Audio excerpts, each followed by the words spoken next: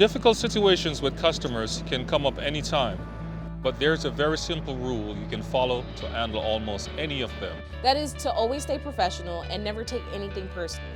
Don't get caught up in an argument and never take the bait and escalate it. This approach really works for just about any issue that comes at you during your workday. But before we look at a few of these possible situations, you need to look at your own personal triggers, because controlling yourself is essential to controlling a difficult customer. So what sets you off personally? Maybe it's a person's tone, like yelling or patronizing. They might try to insult you and get loud.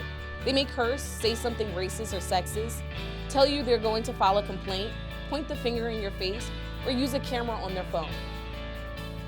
Never take the bait. Know your own triggers. Choose your responses and words carefully. Stay completely professional. Control your reactions. After all, a customer's anger is always about something else, not about you. It's not easy. I always start with a good morning or a good afternoon. Thank them, apologize even if you really don't want to. Repeat what they are telling you so that the customer knows what you were telling them. Acknowledge the situation and their feelings. Tell the customer what can be done for them and not what can't be done for them. You know the rules. Let them know what is and what is not allowed. Be aware of your body language, which can set an upset person off, even more than they already are. There are 4 particular behaviors we need to talk about. You definitely need to be aware of these in your day. People are going to argue about the bus fare, but remember, the fare is not important. Don't get caught up in arguments about fares. You may get fare arguments from repeat offenders too. They always want to board on your bus without paying. I give a courtesy ride occasionally, and I will always remind people of the fare and the rules, but not get into an argument. In my experience, just remind them about fares and continue your day. It's not worth ruining your day over a fare. Customers can get rowdy. Maybe they're under the influence, mentally challenged, getting too loud, or whatever. Always stay calm and professional. They will usually stop. It depends on how you come across to them. You can remind them of the rules or pull over to let them out. But report incidents to Central and leave the job of the enforcement to the police. Passengers will sometimes object to other passengers.